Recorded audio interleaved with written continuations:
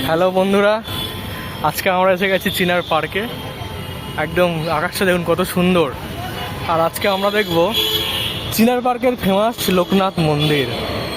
এই লোকনাথ মন্দিরের নাম জানেন না এমন লোক খুব কমজনই আছে আমাদের এই পশ্চিমবঙ্গে তথা কলকাতাতে। তো আমরা এখন যাচ্ছি লোকনাথ মন্দিরে। আবহাওয়া খুবই সুন্দর, আকাশটা দেখুন মনে হচ্ছে শরতের আকাশ, কিন্তু এটা জুলাই মাস, অনবরত বৃষ্টি হচ্ছে, আবার বৃষ্টি ছেড়েও যাচ্ছে।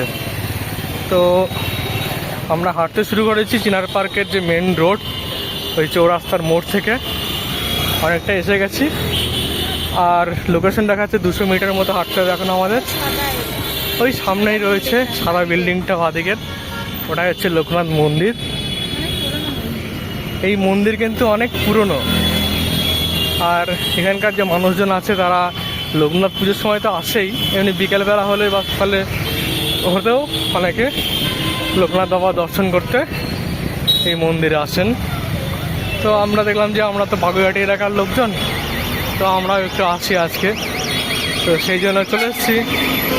এখন জাস্ট দুপুরবেলা, তো দেখি ওখানে গিয়ে বাবার দর্শন পাই কিনা। একদম চলে এসেছি কাছেই।